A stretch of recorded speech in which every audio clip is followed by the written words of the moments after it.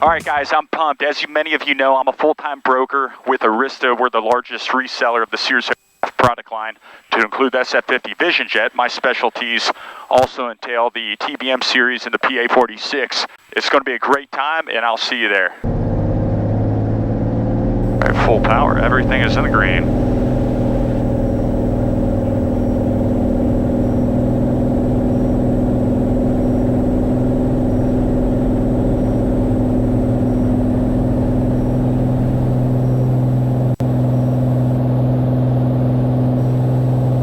Boerne Stage traffic, Cirrus 512 Charlie Papa, upwind runway 17 Boerne Stage. Going to hold about VY until we get through our caps altitude. There it is. We can pull caps. I'll turn on my yaw damper. 600.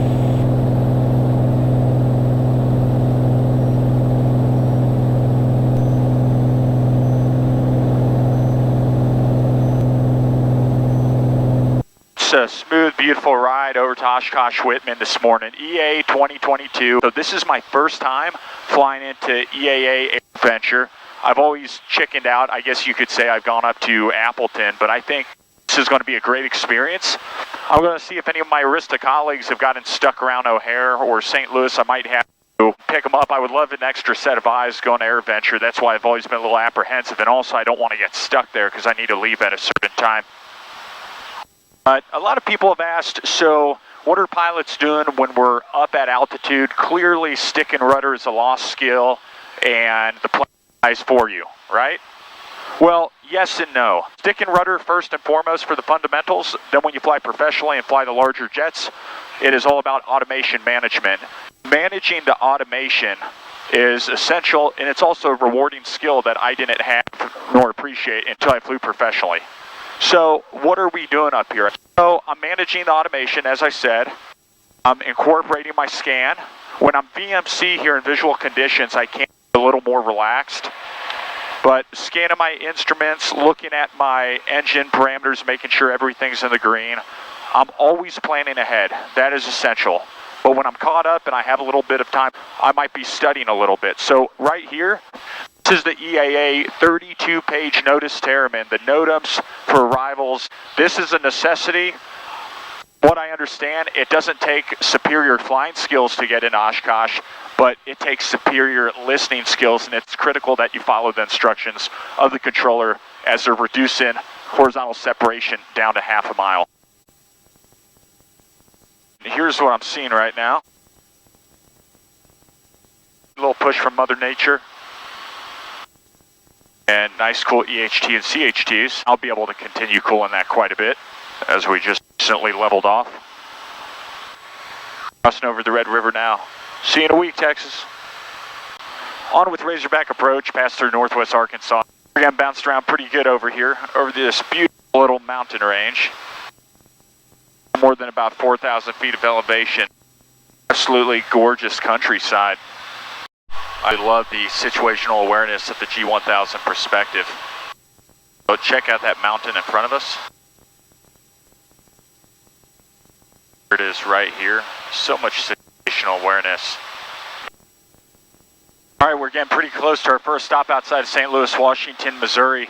I favor runway 33. Let's see what the other guys are doing in the pattern. It's kind of meandering between 240 and 260, but it's going to be a pretty good crosswind.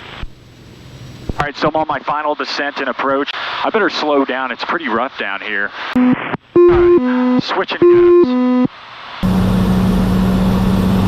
So if I have to go around, full power, altitude. Take off 1 notch of flaps, and put the nose on the horizon, rest rate of descent. We're climbing, positive rate of climb, last notch flaps. All right, turn in final here, about 500 feet above the ground. Washington Regional Traffic, Cirrus 512 Charlie Papa, turn in final, runway 33, full stop Washington. As I get closer, I am going to trade in a crab for a side slip. So I want to land with my longitudinal aligned with the runway. So now I'm going to go left wing low, right rudder.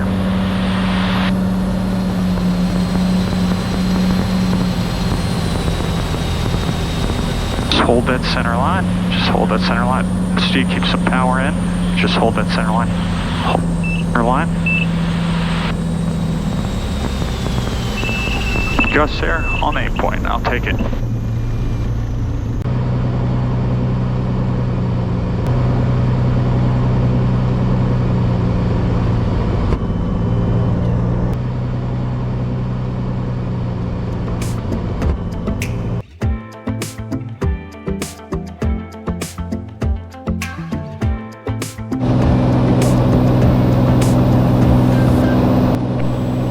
And this is really something. This is life in a 360-degree view. I'm looking at Highway 61 and I-70 East. That's Lake St. Louis. And I grew up there in St. Charles County in apartments down there on the shoulder of Highway 61. Not the gutter, but the shoulder. But I didn't even have my own car in high school. And now I'm flying over my hometown in my own plane. It's absolutely incredible. It's not just about owning your own plane. It's having access to a plane, the freedom that flying does. And no one could take that away from you. VFR arrival procedures are in effect. Portage, Endeavor, transition. Runway 27 and runway 36. 1 mile in trail spacing, no side-by-sides. Low wing with the retrack, half mile south Fisk, rock your wings. They must be watching with binoculars. Good rock. Yeah, we're going to descend to 2,300 feet. 2,300 feet, 135 knots at the starting point, which is Endeavor. Keep that turn coming around, keep that turn coming around. Stay on that rudder, come right back around.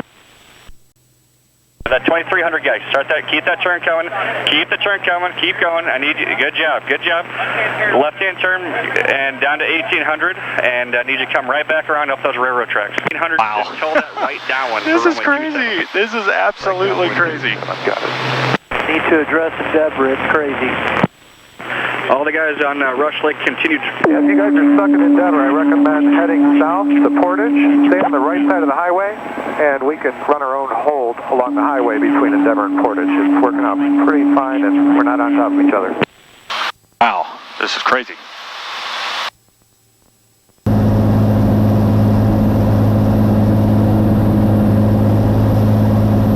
Everyone up the tracks. I need you over the tracks, 1 mile spacing, 1,800 feet, 90 knots.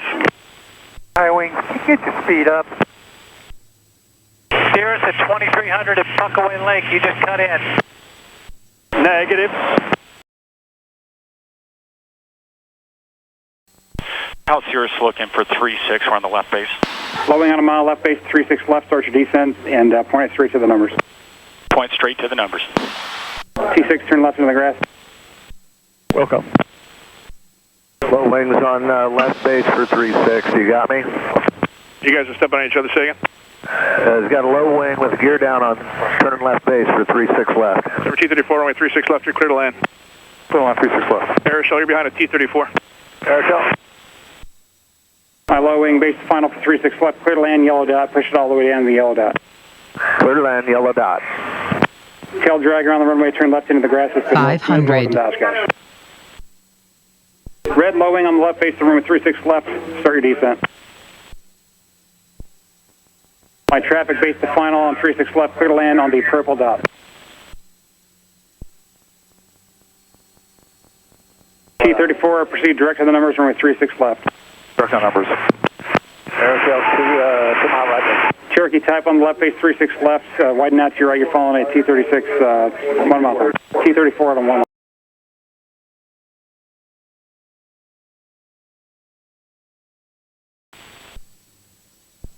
Aeroshell, continue. Aeroshell, all right. A little side slope here. Aeroshell, ride you number 3. Aeroshell. T-34, runway 36 left, clear land, yellow dot. Okay, yellow dot for the silver T-34.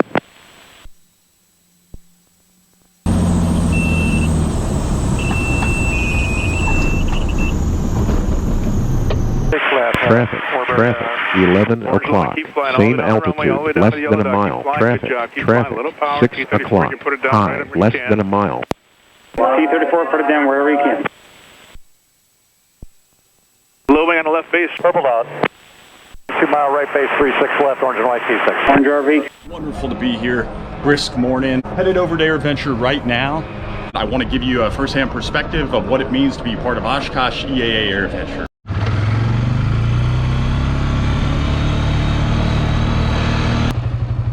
right, I'm gonna do something silly.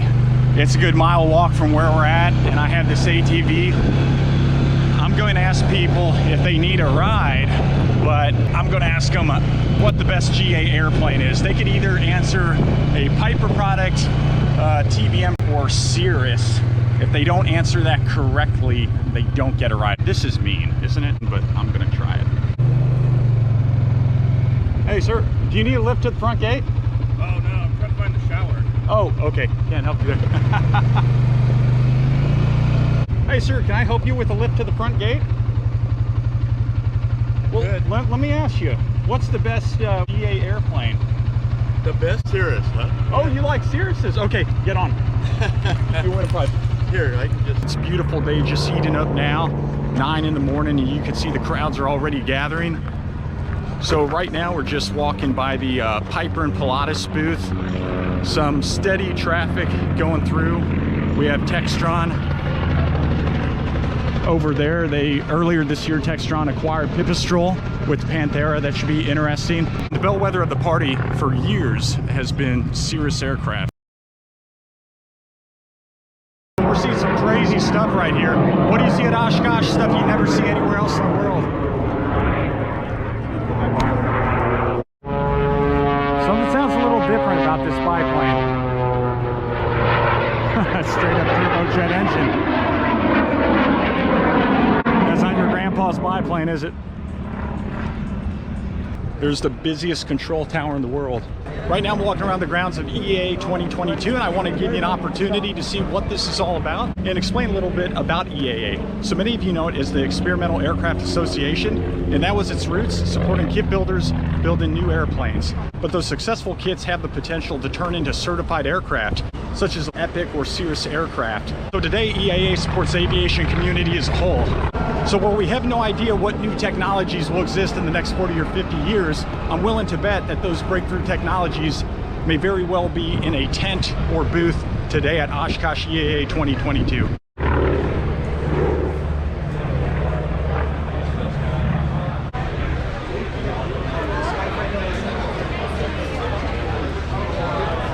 It's a beautiful morning as I leave. It's been a great time. As I go home, I'm going to have some decisions to make, and it's going to be nothing less than challenging. There's a good weather system built in from Kansas City all the way to Indiana.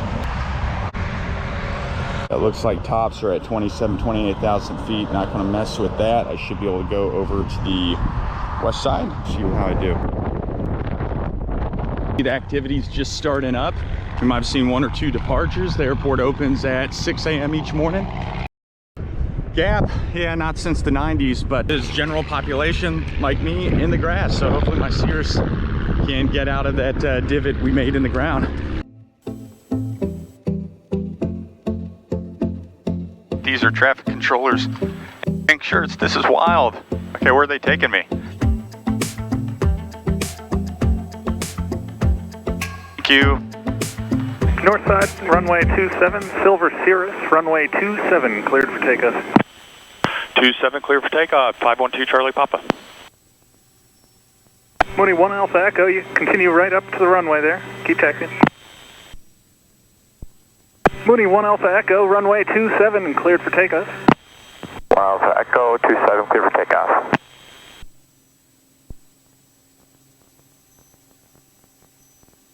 Isn't too bad. Get that. Start rolling.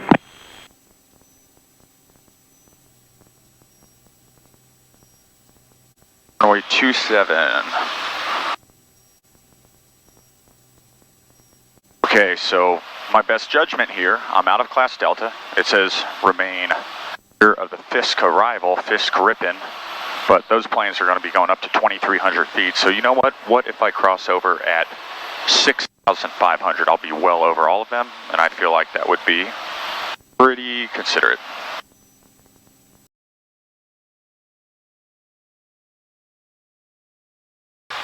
Talking to controllers to confirm what they're seeing matches what we're seeing is always a good practice. And this next rad, whether it's very important you understand, even though to the top right it says it was updated 3 minutes ago. 3 minutes ago is when the mosaic got sent over, but it could have been created to 20 minutes ago. And this storm is moving 35 miles per hour. So if you think about it, the storm could have moved well over 10 miles. It could be right over St. Louis right now. So we have to use this for planning, look far out. So it can be strategic, but it cannot be tactical. It's getting pretty dark ahead, but I don't see anything more than light precipitation. So I'm going to go ahead and keep on my current route.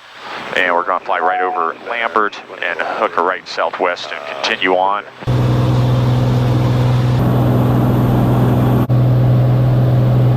Right on the Missouri River over St. Louis. I'm just departing the St. Louis Class Bravo to the south. Those controllers have been nothing short of amazing. Maybe they know I'm a St. Louis boy. They give me up IFR, altitude changes. They help me with vectors around the weather. Pretty accommodating.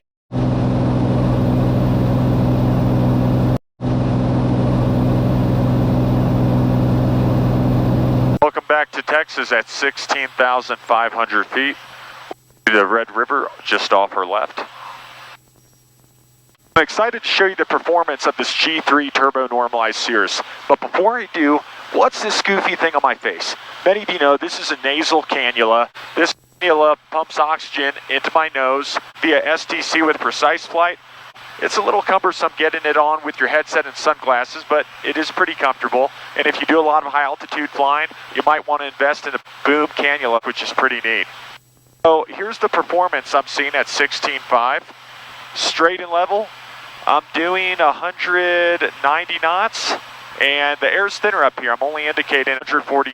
So CHTs, normally I like keeping them in the normally aspirated or turbo normalized engines under 350, but I'll accept under 370 here. This thin air. We're doing 12 miles a gallon, and considering Aerista plus 17, I think that's pretty good performance. Whenever you're flying above 10,000 feet, or especially when you're above 12.5 using supplemental oxygen, I would say it's absolutely critical that you make the small investment in a pulse oximeter. And this way you could check your blood oxygen saturation throughout the flight. What I do, I normally check mine about every 15 minutes. Show you how it works. You just turn it on, you put your finger in here, and you just wait. Okay, I'm happy with that. So if you check the pulse ox and your blood saturation's in the mid-80s, no need for panic, but take immediate action. Descend to a lower altitude. Make sure your flow's up on your supplemental oxygen, or descend. Take action. Something, be deliberate with it. If you're going to be using supplemental oxygen, a pulse ox is a great little tool. It's simple and cheap enough, and ensures you go back to see your family and loved ones. Appreciate you watching my video, and whether you're a student pilot or an old rusty pilot and life keeps getting in the way, or life's always gotten in the way, you don't have the means, you don't think there's a path to become a pilot, I want this to be your wake-up call. I want this to inspire you. I did it, I'm a pilot, and not only that, but I work in aviation, I do something I love. If you guys have questions on how I climbed the ladder, how I built my flight time, how I got a job working in aviation, selling airplanes, feel free to reach out, drop me a comment, or shoot me a note. I would love to hear from you, and I appreciate you watching. Hopefully you see something you like, you're inspired, or you're merely entertained. Thanks for watching.